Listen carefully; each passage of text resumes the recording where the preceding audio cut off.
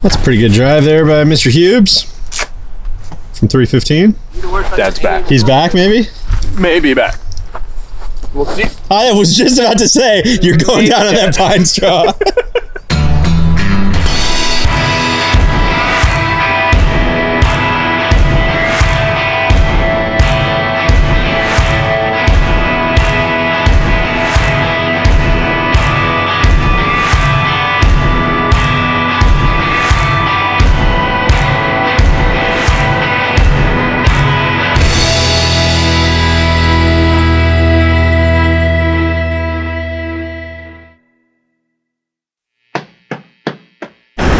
Where are we dining this morning? Well, my name's Glenn Hartman. I'm the track manager for the Pinehurst Track Restaurant. You don't sound like you have a Pinehurst accent. Well, I was born in the South. I was born in Brooklyn. Okay. My sister and my brother-in-law have owned this restaurant for 23 years. I call it a classy dive. What's the best thing on the menu?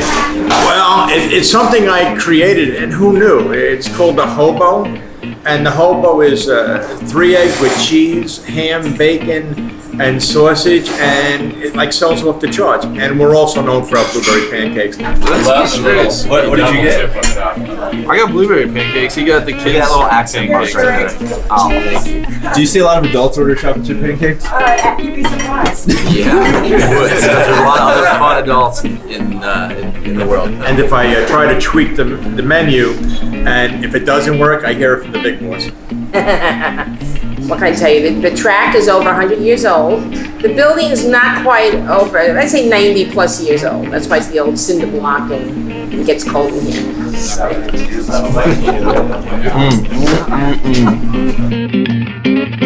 When I first moved down here, being in New York, everybody says good morning to each other. I check my wallet right away if it's still in my pocket.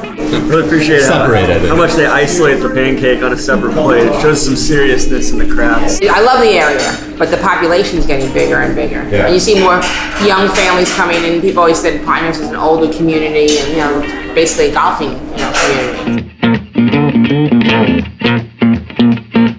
They're harness horses, which means they either pace or they trot. What does that mean? They don't run like thoroughbreds. I believe, don't quote me on this, but I believe that one is pacing. How do you know that? My uncle's big into harness racing.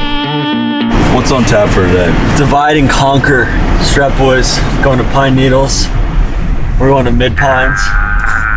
And then DJ and Hueber are going over to Southern Pines. See what the word is over there.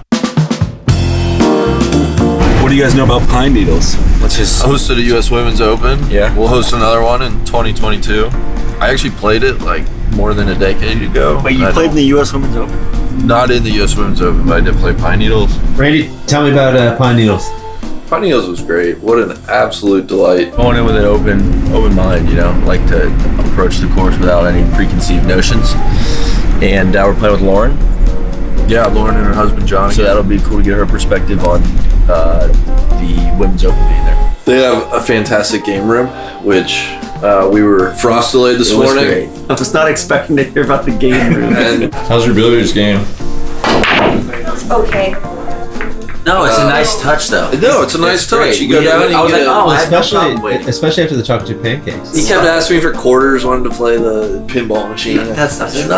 They had ping pong now. In all honesty, I think what was really neat is we learned about Peggy Kirk Bell, who is kind of the matriarch Might be the of ultimate hitress. who's kind of the matriarch of Pine Needles.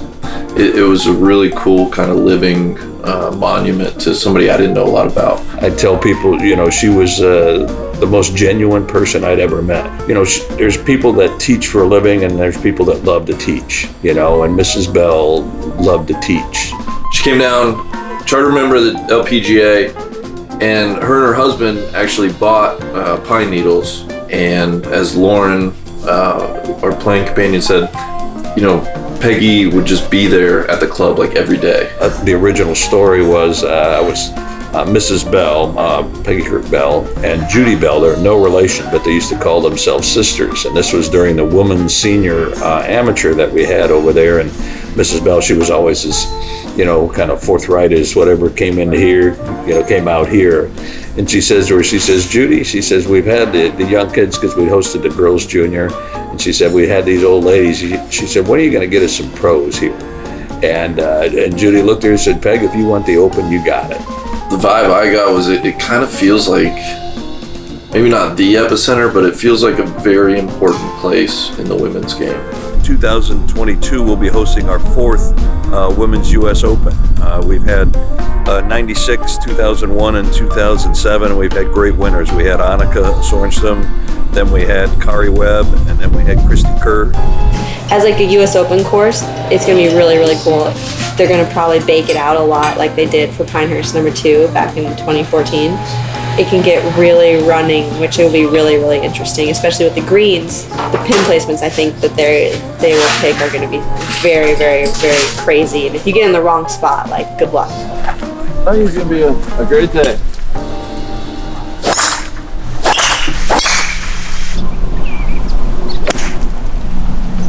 The swing was literally like 60 miles per hour. By the way, we can tell which camera those guys use because you guys are heavily vignetted right now.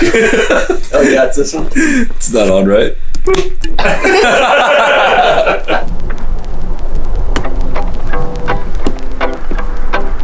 Go in.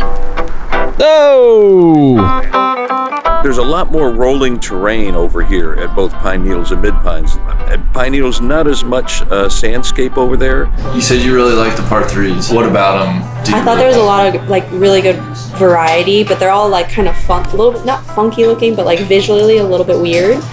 But you also aren't hitting like the same club all 4 par 3s, which I hate. It's the touring professional in our group, not me. Dart Brigade. We're 7 here at Pine Needles. Approach. Good look at the green. You got a mega false front, and you're dead long.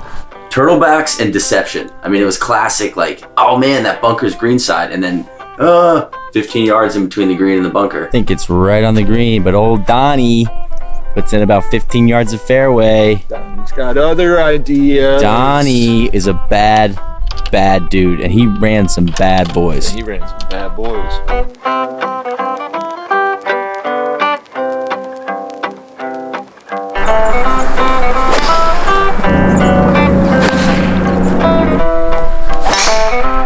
Sorry, where are you going? Going up top. Neil's taking the boat down. I think he's done it. Oh, I heard lumber. You hear? You having fun, man? Having a great time. Getting to play with Lauren's a lot of fun for me because we're like the exact same distances. We hit the same clubs. She's just gonna beat me by like 16 shots, which is sick. Randy and Lauren's ball. Equidistance to the hole. This is where our paths diverge. It's like a course. You can get in as much trouble as you want to get in there. I put it off 2 greens today. Sick. Oh no. Oh no.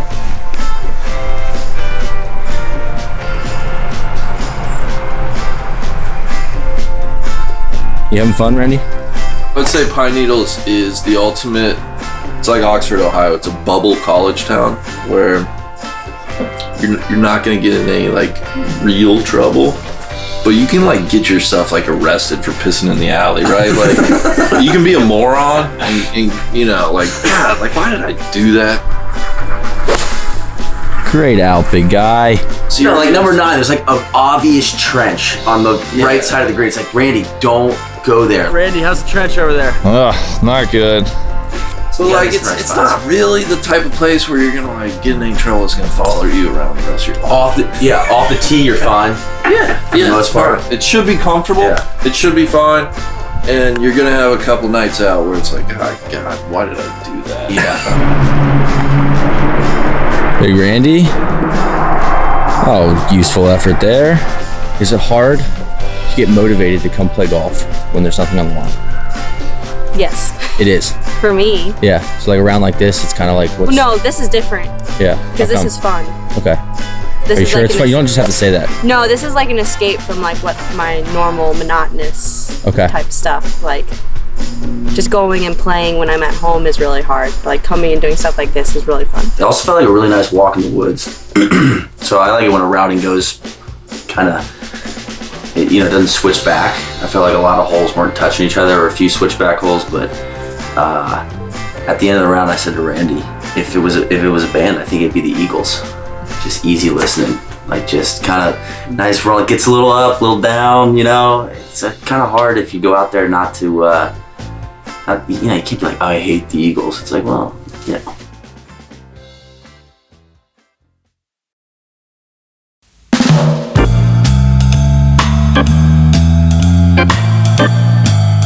Do you have a favorite child? That's a hard one. First of all, exceptional scorecard. I tell people that, from the same tees, like at 6,500 at both golf courses, Mid Pines is a lot more strategy and a lot harder. It's got a great history. This place was originally owned by Julius Boris and the Cosgrove family, so Julius would have all of his buddies here. They've had all these exhibitions with Snead and Hogan and DeMeritt and stuff like that. Back then, if you remember, all the old pros, they represented the club because they had to make money. Like Byron Nelson played out of Inverness, and so-and-so played out of, this way. So Julius, as they call them, they played out of the Mid Pines Club, so kind of wild.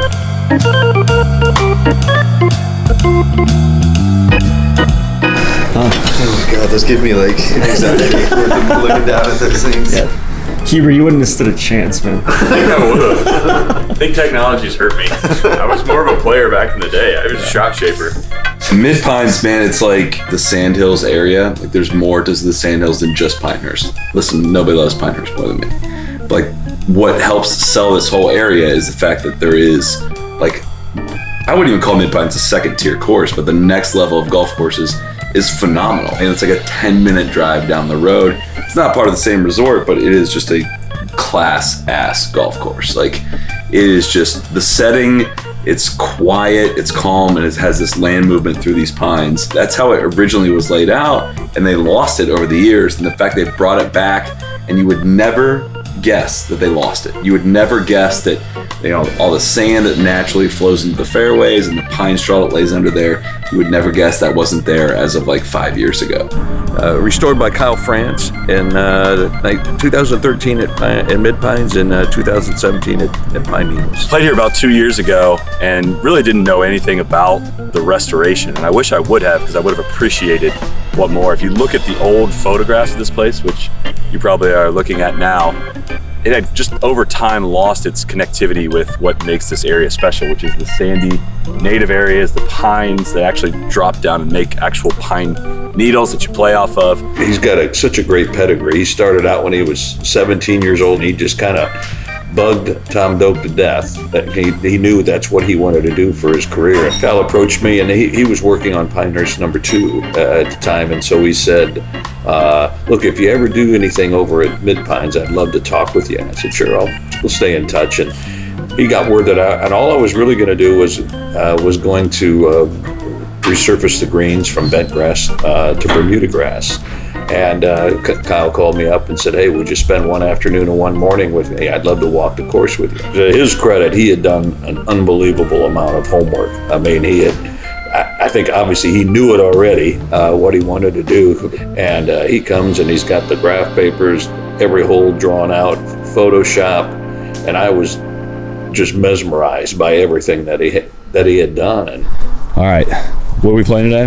We're just gonna play a straight up match. Let's play for 20. $20. This is not. This is off the ledger.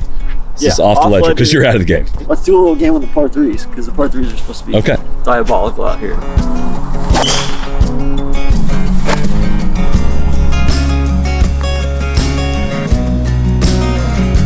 Two big takeaways for me were the par 3s were about as good as I've seen domestically. Like it was like Kingston Heath, Royal Melbourne level par 3s.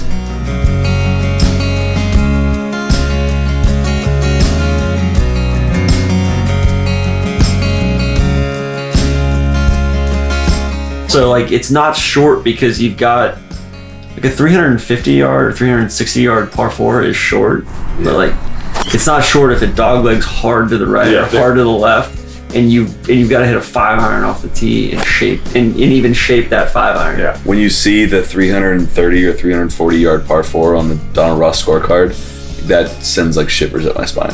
The pin today is only about 290, and we got a helping breeze. I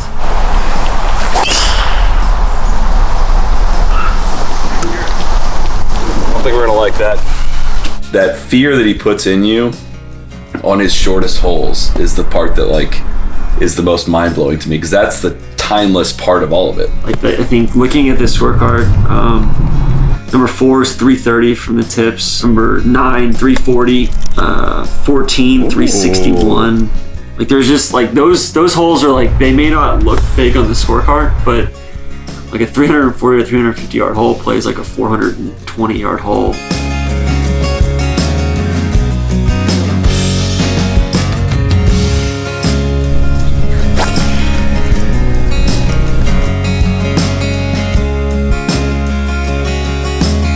Classic NASCAR here.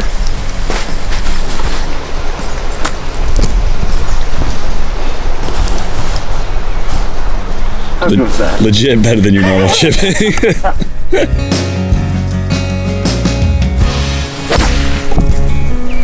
Shoot it.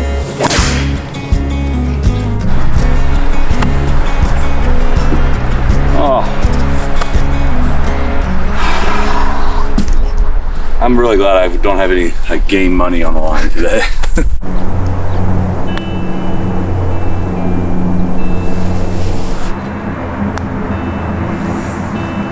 Sick.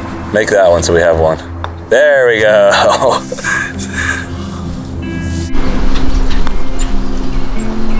Yes. A made putt on camera. Huge. I didn't think I got that one there. I didn't think you did either. That was right where you're aimed. Get some thoughts on the course. I love this place, man. I really, really hate to just basically completely waste a round of golf by not even be able to find the club face. But I just think the setting is so peaceful. Like it's just homey. It's just like very kind of country, calm, and really not boastful. I don't know what that really means, but in my head that makes sense. It's just like, just quietly confident.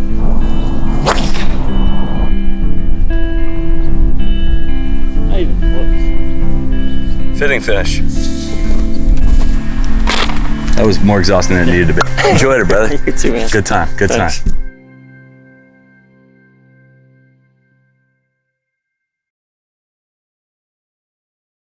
Talk about Southern Pines, the golf course. The golf course? Yeah. Oh, God. You know, I live very close to that golf course. My name is Jim Moriarty. I'm a broken down old golf writer. And we're sitting in the middle of the Tufts Archives, which is run by my wife, who keeps me alive, basically. You know, to begin with, it's just a fun golf course to play. They'll love that golf course. I love that golf course. It would need somebody like Kyle Franch to come in there and do it, but you can really see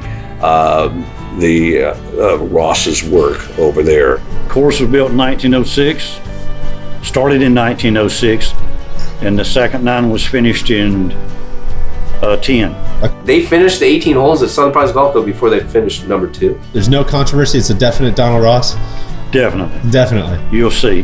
The greens probably would need a little reworkings, but the layout itself over there is spectacular. A lot of similarities to here because there's a lot of rolling terrain over there versus, you know, as for instance, like number 2, which is fantastic, but it's just relatively flat.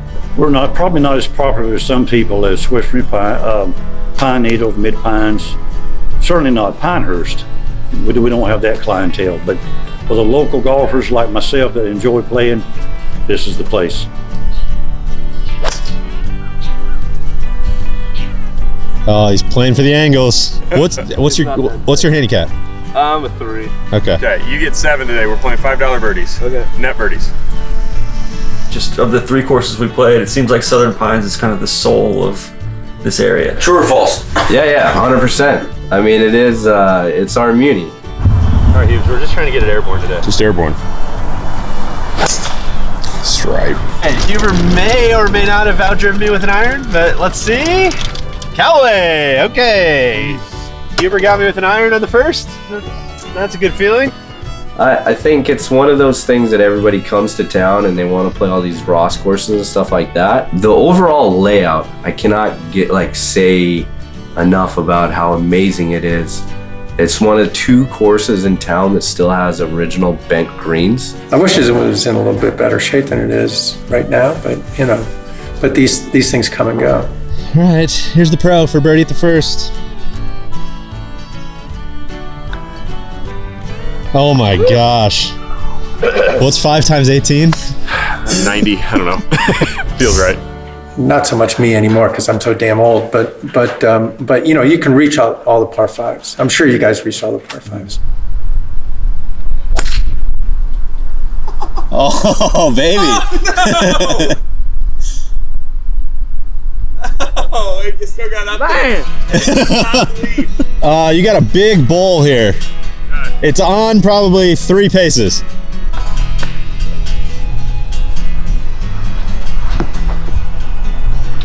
Yeah, it's pretty much good. What's your technique on something like this?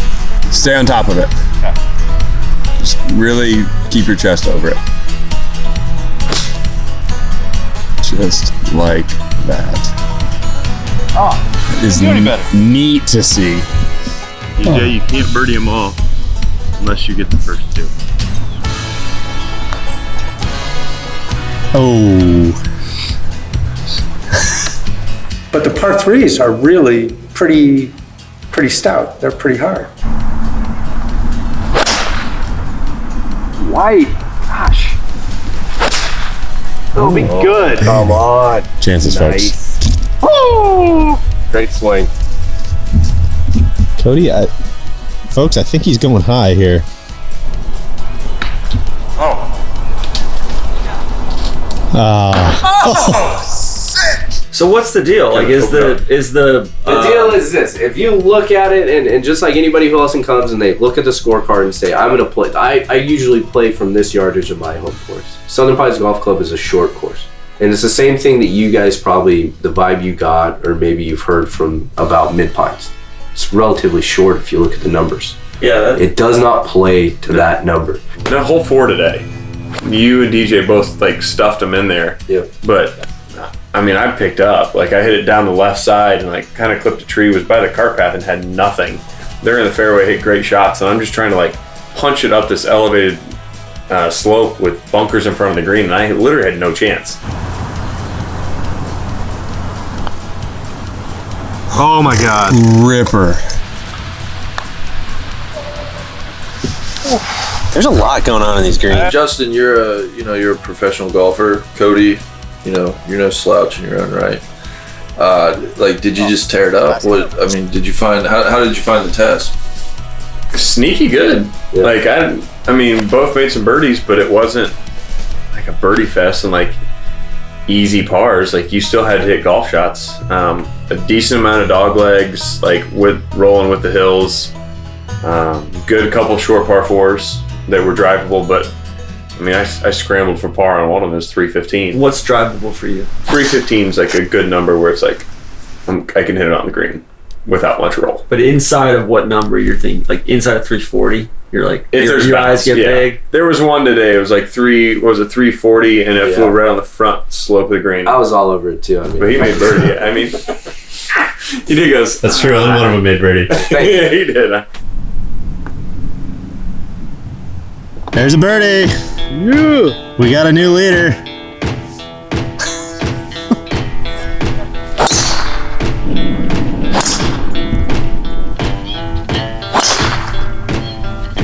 Oh my God. Nice ace. No stroke on this hole though, so it's just a 1. That's a pretty good drive there by Mr. Huebs from 315. Dad's back. He's back, maybe? Maybe back. We'll see. I was just about to say, you're going down on that pine straw. And he will be taking a major medical for 2020 as well. Good speed. Oh. Appreciate it. Birdie, another one on the tally. Still getting beat. I got my work cut out for me. Cody has taken a stronghold on the lead here. Well struck. Oh my God, he adds 10 more to the pile. $10 more to the pile. 3 in a row. Oh, he sauced it.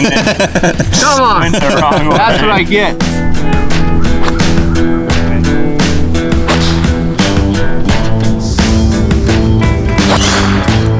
Great swing.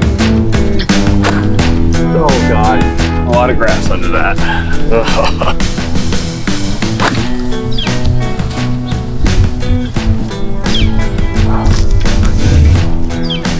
I might stink. I might just be bad. And there's the lost 9. I can't say this enough. There's the abandoned 9 that's out there. These are all Ross holes? Yep. And they continue. It's like this goes back to like the 60s is when they stopped maintaining it. Like it's not It just looks pretty sick on Google Earth. Like I'm looking at it now, and it looks like greens, but obviously they like cut through this whole area. Really cool. I mean, the fact that we have like an abandoned 9 of Donald Ross. The issue is that this is still owned by the Elks Club, which owns all of Southern Pines golf course. Or the fairway. It's crazy. Like you can still see tree lines are still intact. Like it honestly looks like if you sent mowers out, you could make it. Gave it a couple weeks for the grass to come back, you would have a complete course. So they own it. I have no clue how the Skull and Bones Society of the Elks Club exactly works, but they own it and they're constantly looking for bidders. There's been discussions several times. It's owned by the Elks. About somebody purchasing it from the Elks. It's owned by the Elks. At the 11th hour, every time something seems to fall through. It's owned by the Elks. What can I say? The Elks can't find their ass with both hands. So you see, like this is cut in here because the Elks Club is nice enough to mow like this running path in here. So local residents, the high school cross country team, everybody else can still use the land to run on it for meets, events, and stuff like that. The issue is that they're constantly being offered money by developers to purchase out this land to put more houses on. Us fanatics that are here that realize what this ground actually is and what it can turn into and what it should be, like are constantly the ones that are fighting it. So we're just trying to raise money to keep it. Bring it back. Yeah. Not hopefully bring it back, but really, before you can even bring it back, you have to be able to keep the land because this is a developer's dream. Not just put houses on Southern Pines Golf Club, but just to put houses up anywhere.